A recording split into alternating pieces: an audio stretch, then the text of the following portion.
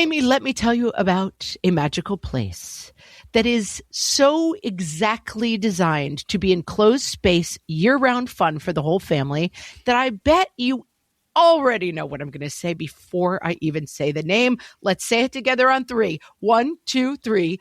Great Wolf Lodge. You got it, Amy. My kids loved Great Wolf Lodge when we went. You probably already know that it has a huge indoor water park with a wave pool, lazy river, a bunch of massive water slides. But then your pack can hit the other attractions because wait, there's more. Great Wolf Lodge has adventure-packed attractions like Magi Quest, a live-action game kids can play throughout the lodge, plus the Northern Lights Arcade. Spent some quality time there, so your kid who loves the lazy river and your kid who loves fantasy games will both have a great time. Great Wolf Lodge also offers great dining options and complimentary daily events like nightly dance parties, all under one roof. Unpack the car once and you're settled in to have fun. And with 22 lodges across the country, you're always a short drive away from adventure.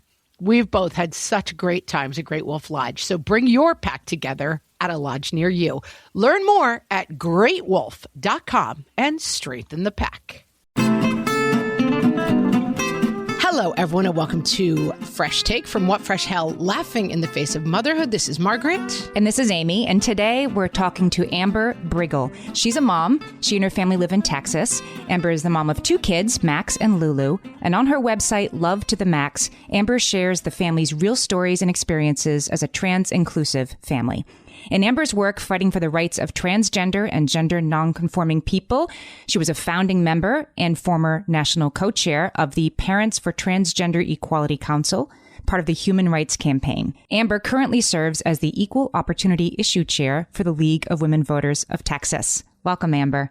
Hi, thanks so much for having me today. Welcome. We were just chatting before we started recording. Amber, you also said, mostly I'm just a mom, which I think is a really interesting headline of your story. You have kind of come into this world of public life and public speaking kind of accidentally. Can you start by talking about that? I'm literally just a mom. Yeah, you're right. I mean, I'm not, with the exception of, a few years partnering with the Human Rights Campaign to launch their Parents for Transgender Equality Council, which I'm no longer on today. And that council is still going strong, which I'm very happy for. But besides those kind of couple of years doing that, I've never really been a part of an official organization. I'm literally just a mom. And I have a fairly large profile, certainly in Texas, probably elsewhere in the United States. Texas is what I know best. And it's not really because I'm remarkable or interesting. It was just kind of through the luck or unluck of timing, I guess. So my son, who's going into 9th grade now, transitioned halfway through 1st grade. This was back in 2015. This was before I Am Jazz, that Jazz Jennings, her hit reality TV show on TLC. Before that show came out, before there was any sort of like affirming recommendations from organizations such as the American Academy of Pediatrics on how to, like, best practices of working with trans kids. Like, no one back then was talking about trans kids or how to support them because they just weren't talking about trans kids at all.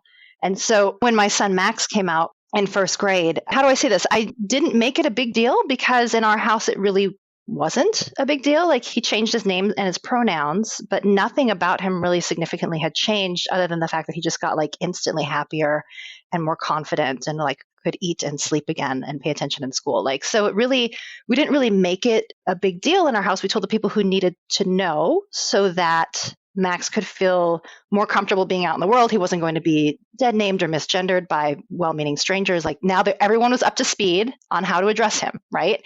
But we really didn't make it a big deal because it wasn't a big deal. It was about a year later when actually after marriage equality had passed that summer, that became the law of the land in summer of 2015, far-right extremists started coming after trans kids. And so we were kind of thrust into this, especially in Texas, which is kind of arguably, ground zero for a lot of these anti-trans bills and this anti-trans rhetoric.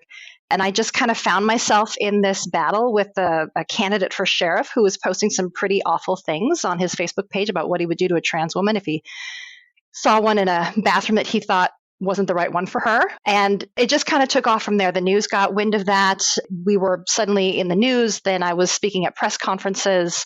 Then I was testifying down in Austin. Then I was part of the Human Rights Campaign. It just kind of like, from the moment that I got into that Facebook fight with the sheriff until the end of the year, about 8 months later, when I was at the Obama White House, being honored for my efforts to fight bullying. Like that whole thing was a blur. And that was back in 2016. Now it's 6 years later.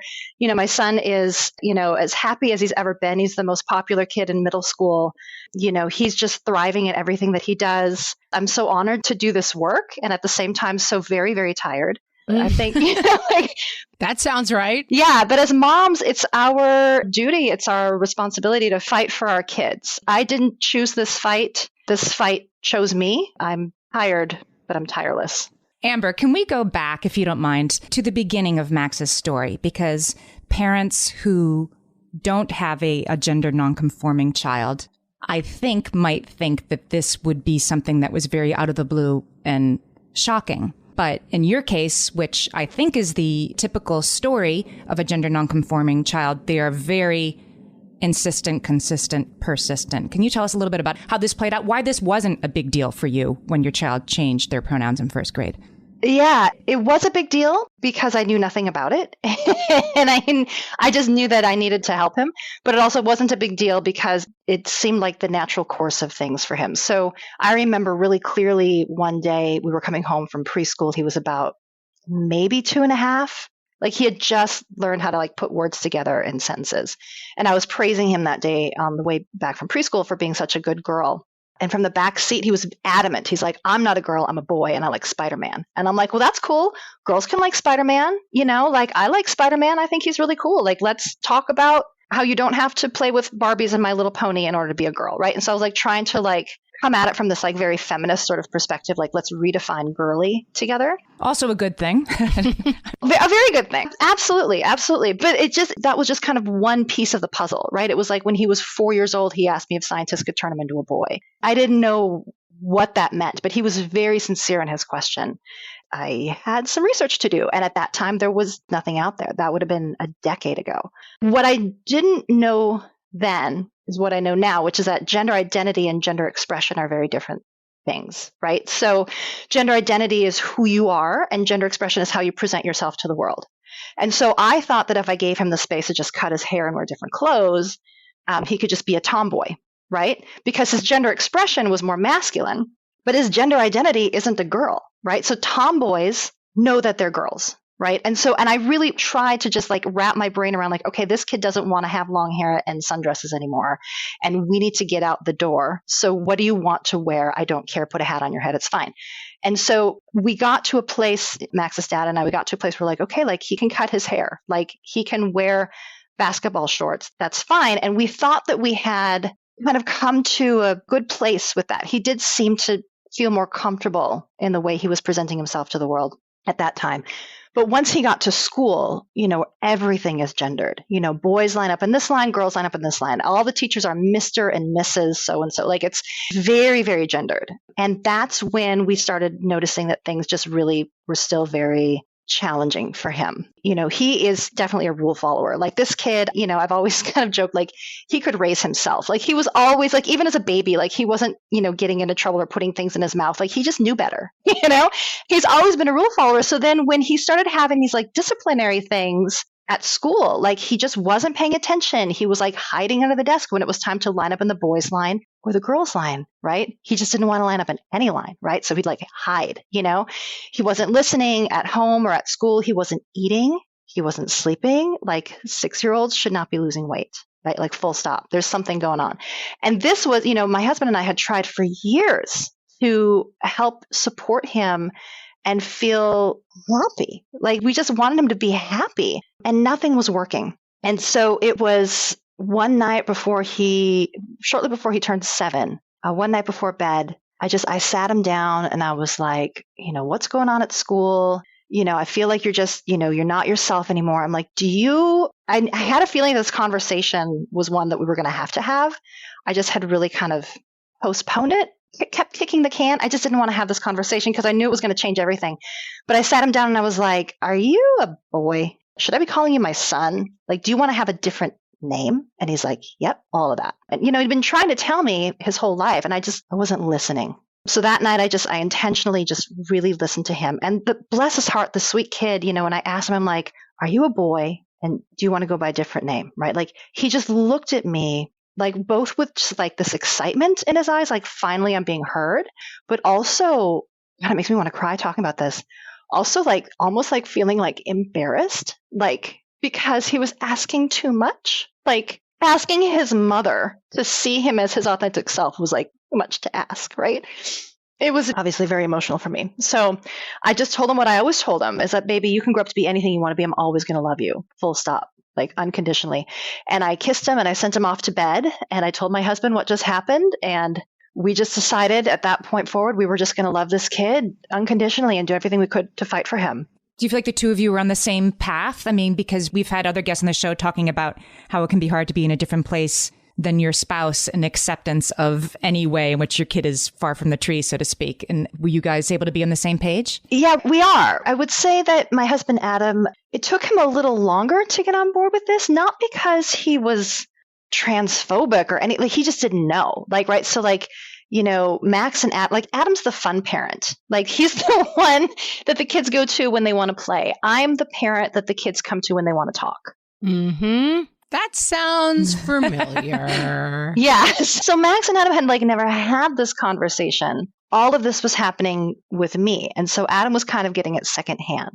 But when I told him what happened, he's like, you know, I don't want to speak for him, but from what I saw is that he looked very not surprised, but also concerned, right? Because like, what happens next? Like, okay, now we have this child, he's in first grade. We've got to learn new name and new pronouns because our brains are wired to talk about him with different name and different pronouns. So like, got to get on board with that. Got to get everyone else on board with that. Got to talk to his school. I don't know what happens next. You're like, how is he going to be in the world? What happens next is fascinating and where we want to go. So let's take a break. We're talking to Amber Briggle, and we're going to talk about what's next right after this. Hellions, it's time for some spring cleaning, and I don't just mean the coat closets. Doing your financial spring cleaning can actually be super easy when you let Monarch do your financial spring cleaning for you. One dashboard that gets your entire financial life organized. No more clutter, no more mess, no more logins scattered everywhere, just accounts, investments, property, and more, all in one place. Get your first year of Monarch for half off, just $50 with promo code FRESH. Monarch allows you to look not only at what you've already spent, but also to plan for the future. With Monarch, you can set savings goals, plan for big purchases, and notice spending trends before they become a problem. I can generate cash flow reports that show me what we spent this quarter, this month, what we're probably going to spend next month, and feel prepared, organized, and knowing how to plan for the future. No more surprises and a lot more clarity. Try Monarch. Use code FRESH at monarch.com to get your first year half off at just $50. That's 50% off your first year at monarch.com with code FRESH. At DSW, we ask the important questions, like, what shoes are you going to wear? Whether you're prepping for wedding season, festival season, or just planning the ultimate vacay, the right shoes can make or break an RSVP. So own the moment. You've got big plans, and we've got just the shoes. At the perfect price, of course. Get ready to get ready with Designer Shoe Warehouse. Head to your DSW store or DSW.com today and let us surprise you. All my kids learned to swim when they were little. It was super important to me that they be confident and safe in the water.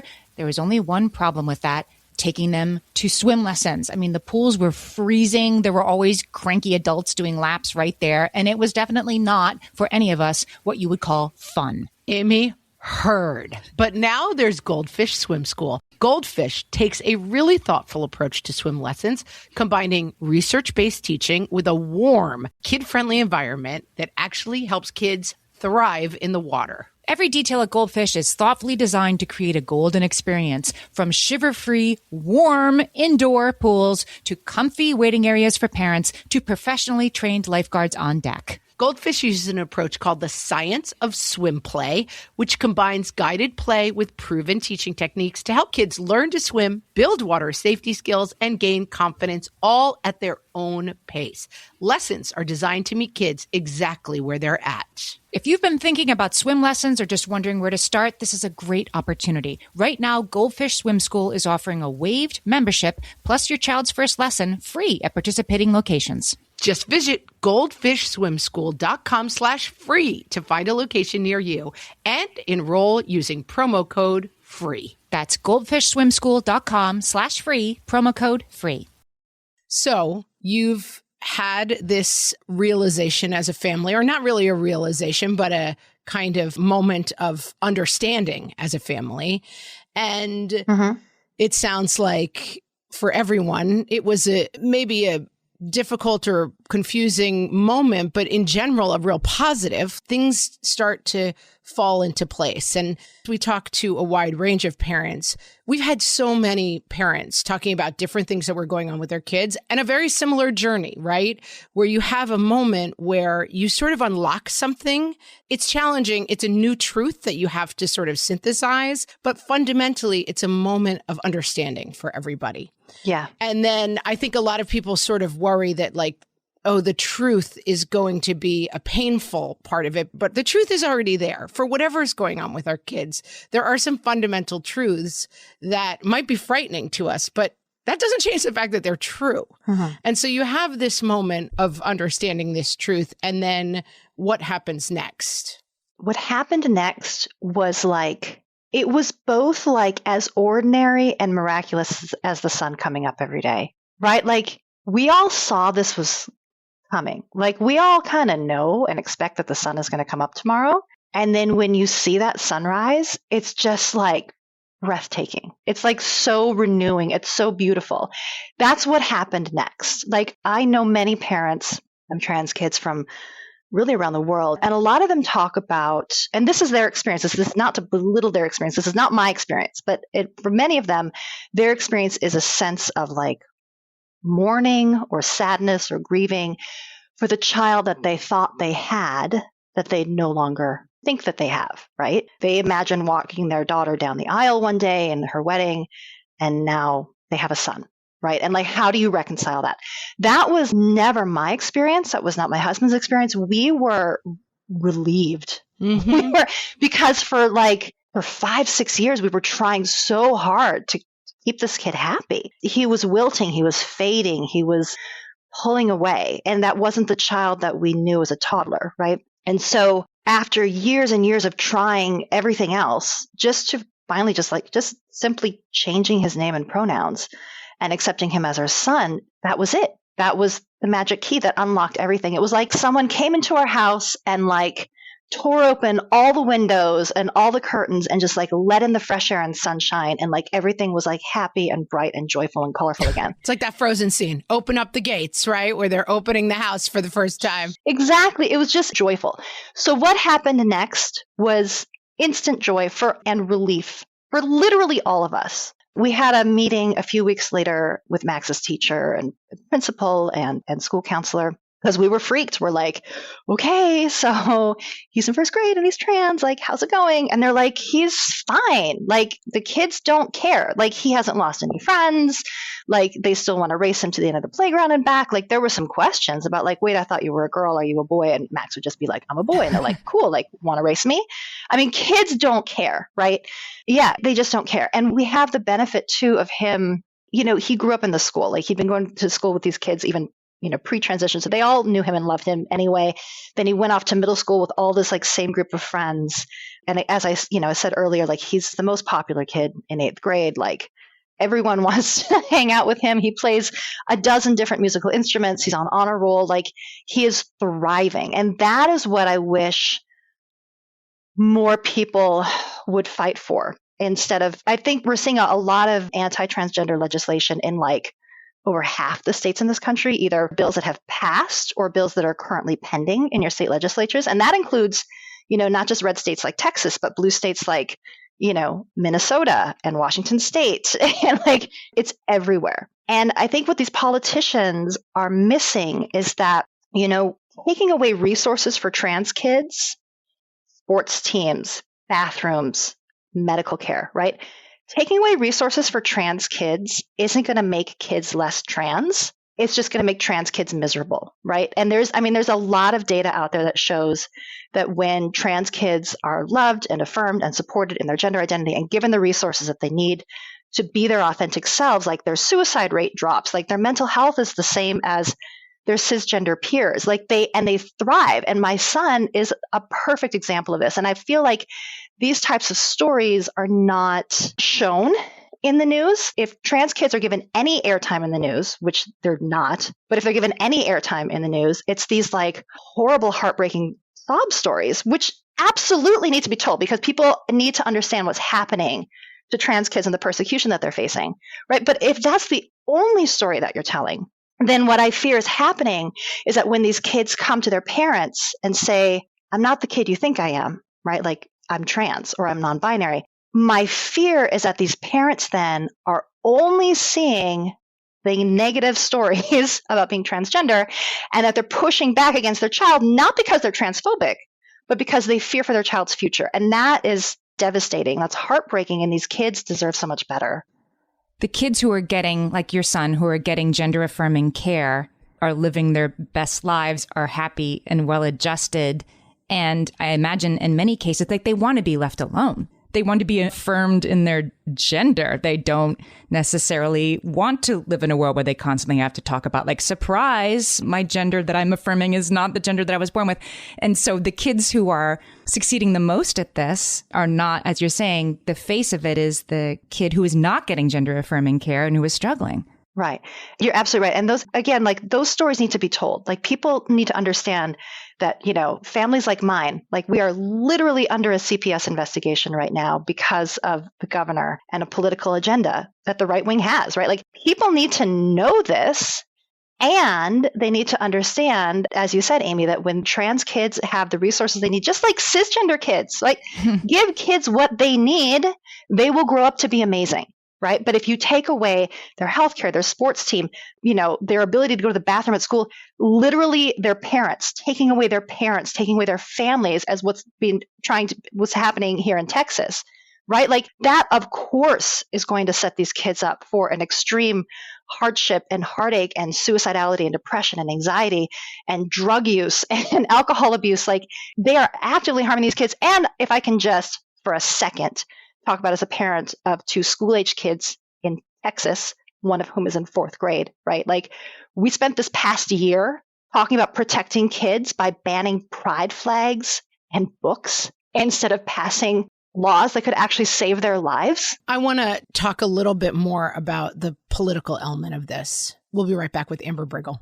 Amy, when I'm having a good hair day, it usually makes my whole day better.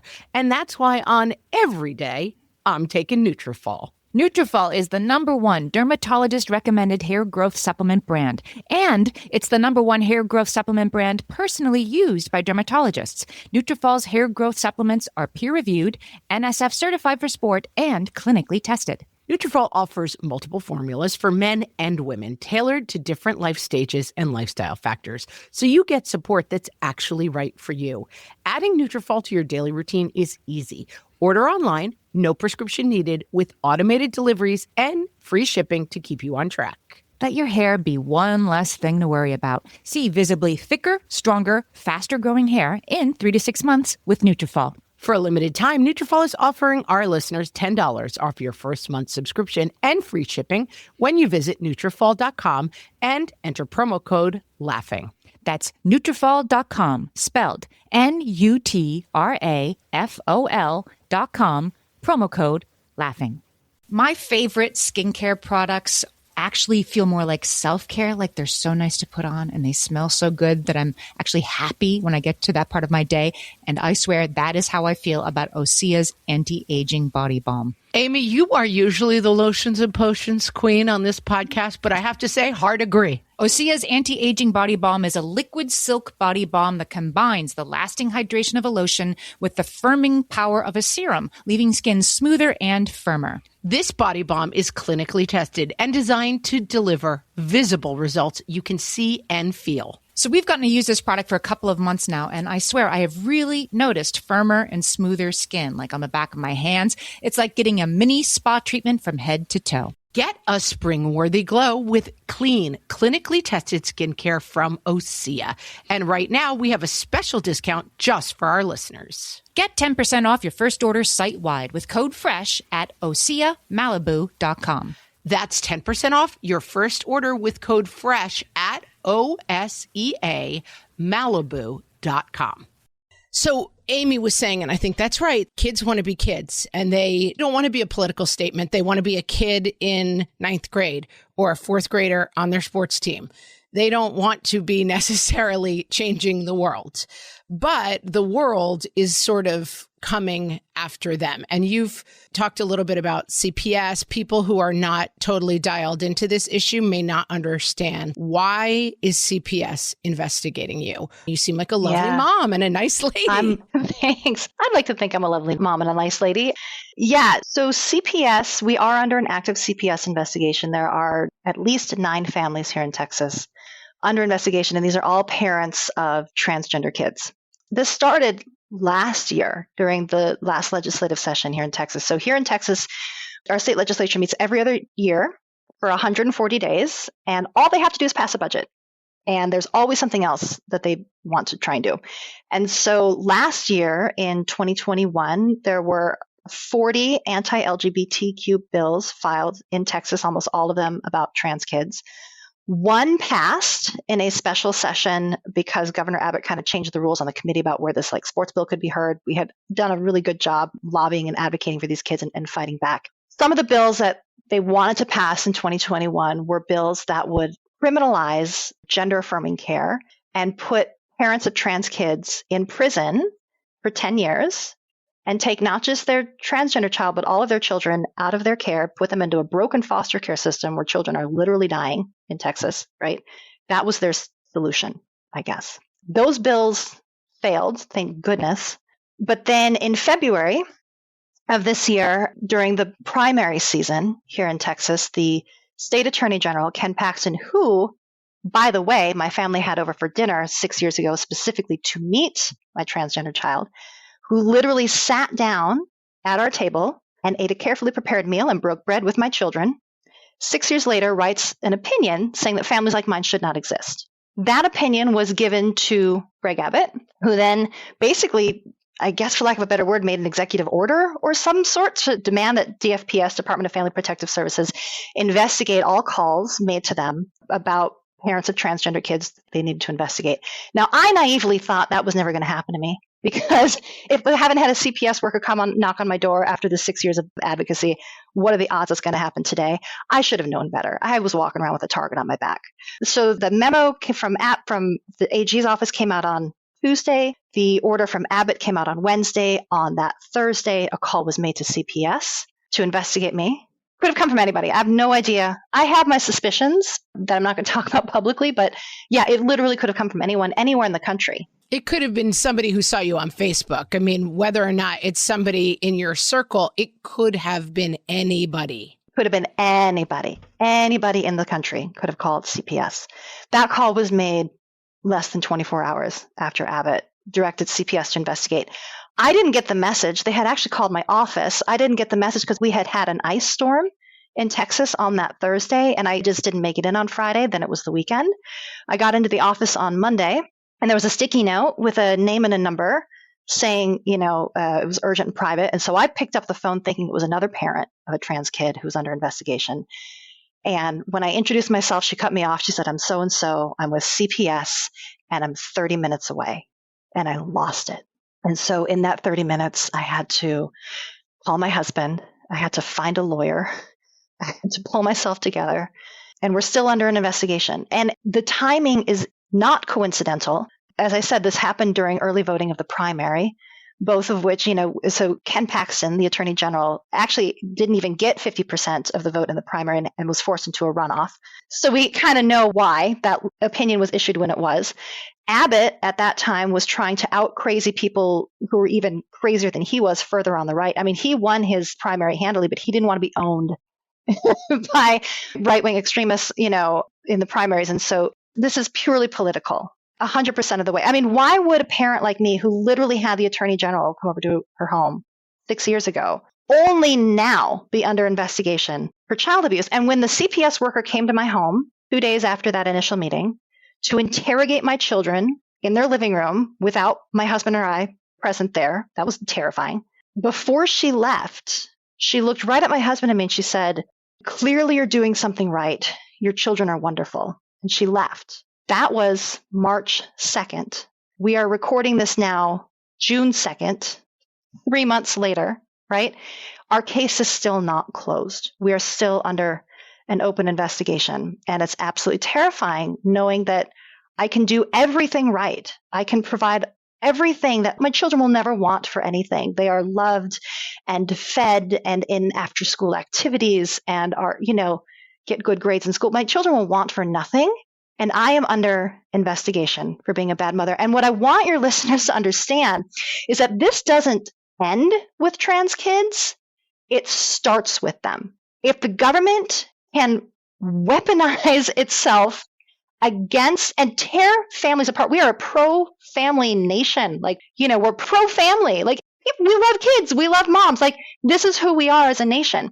And if we can let these politicians get away with this and come after trans kids, they're going to have to find a new target next. Once they can come after trans kids and be successful at it, they're coming after your kids next. My kids' rights matter just as much as yours. And we have to stand up and fight for these kids and keep their families together. And because if we don't, your family's next, plain and simple.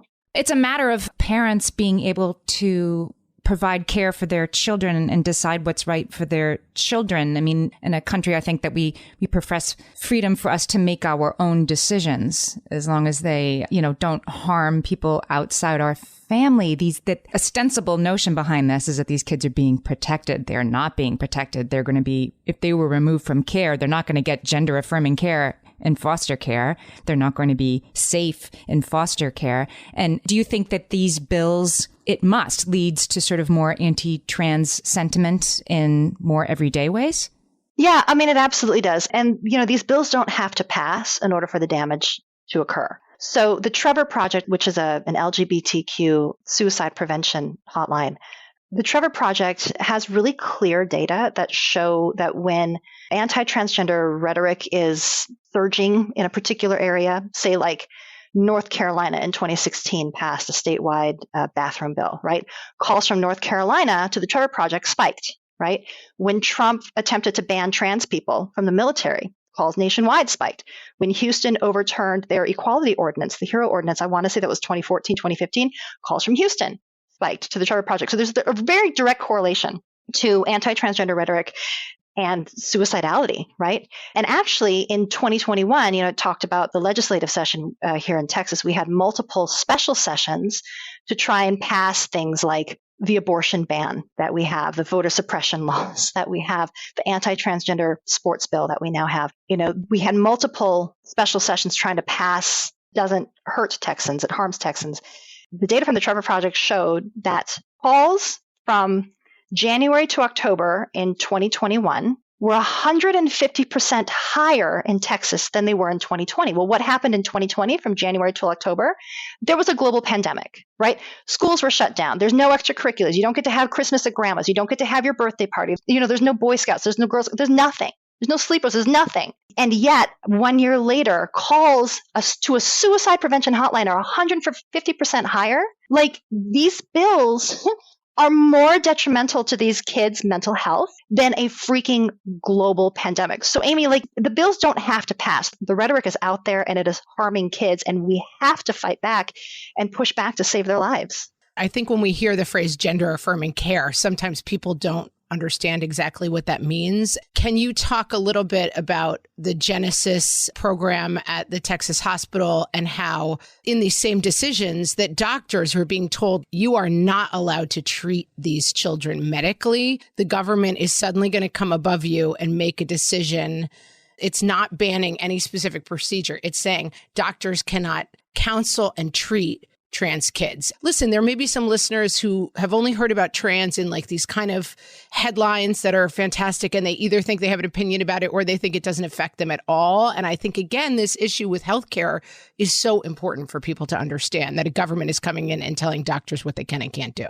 Yeah, absolutely. And I want to just briefly talk too about what gender affirming care looks like, right? So, we hear a lot of, fear mongering of like, chemical castration of 6-year-olds and like sex reassignment surgery for minors.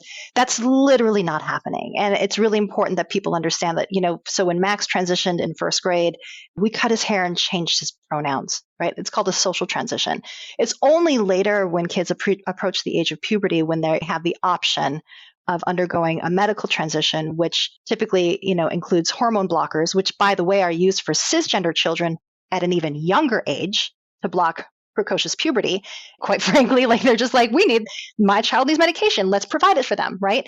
And this medical care is under a doctor's supervision. It is supported by literally every major medical association in the country, the American Academy of Pediatrics, the American Heart Association, the American Medical Association, like Pediatric Endocrine Society, like literally all of them understand that this is life-saving. The gender affirming care is life-saving, best practice care for these trans kids, right?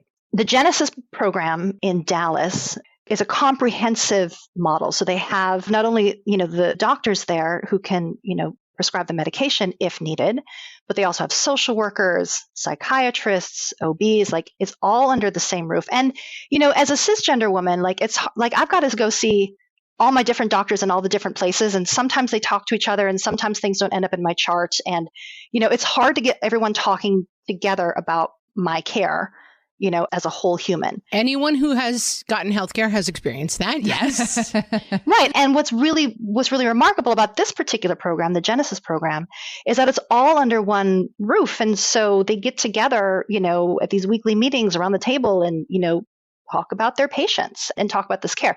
It's amazing. And it's the only clinic like it in the entire Southwest. There are people who travel from hundreds of miles to go to this one clinic because it's so outstanding. There have been reports in the news that either Governor Abbott himself or someone from his office called the Genesis Clinic and pressured them to close. They did partially back in November. They weren't taking new patients anymore. Patients who were already undergoing care there could continue to receive their care, but they weren't taking any new patients. And this is, again, life-saving care.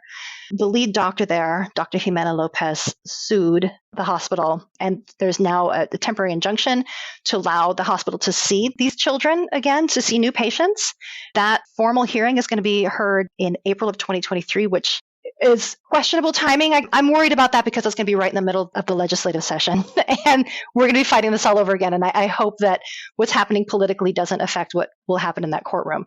But yes, Margaret, the government to come in and tell doctors how to do their job, to tell parents how to raise their children. And this is, mind you, this is the same party that, fought against vaccine mandates, right? Because it's bodily autonomy. And now that same party is passing bills about what you can and can't do with your body if you're transgender, right? This is the same party that, is fighting, parental rights in schools, but then taking away parental rights at home. Both of my kids are in therapy. Like, I can't sleep. My hair's been falling out. They're doing damage purposely to families like mine just to win elections. And we can do so much better. We deserve better as Americans. Tell us, Amber, for people who are listening, who want to be allies and advocates, what's a good way to get started? Make noise. I would ask people to make noise about this. We didn't get here overnight, right? CPS didn't just one day show up at my front door demanding to interrogate my children. This was years of neglect by the media and by the American public not knowing what was happening, right? We let them get away with bathroom bills. We let them get away with religious refusal bills. We let them get away with sports bills. We're letting them get away with medical bills. No one's holding these elected officials accountable because no one's paying attention. So I'm begging people, I've been screaming for help for 6 dang years, like, please pay attention to these kids and make noise because, again, it doesn't end with trans kids. It just starts with them, right? So that's the first thing. The second thing is I would ask you to please call your state senator and push for passage of the Equality Act. The Equality Act would expand on the Civil Rights Act of 1964 and make LGBTQ people also a protected class so that you cannot discriminate against them. It has passed the House. It obviously has support in the White House, but it's stalled in the Senate. So if we can pass the Equality Act, that would be a really great way to fight for equality, not just for trans kids, but for all LGBTQ people. And then lastly, I'd say if you're a parent, listening to this whose child is transgender, I just want you to know that you're not alone. I know that when Max came out, I thought I was literally the only person on the planet with a trans kid. And that's simply not true. It's about as common as being a redhead. These trans kids are everywhere. And so you need to know that you're not alone and that loving and affirming your kid is absolutely the very best thing you can do for them. I would rather have a happy, thriving, living son than a dead daughter, full stop, right? And I think any parent listening to this would agree. So know that you're not alone and that your kids are just as remarkable and beautiful and miraculous today as they were on the day they were born. When you were pregnant or looking to adopt, you probably didn't care if you were having a boy or girl. So what does their gender identity matter today, right? Just love your kids unconditionally. This has been an incredible conversation, Amber, and I think that you've helped so many of us understand the issues around this more clearly. And I just want to thank you for talking to us today. Yeah, thanks so much. This is a great opportunity. I appreciate it. Thank you.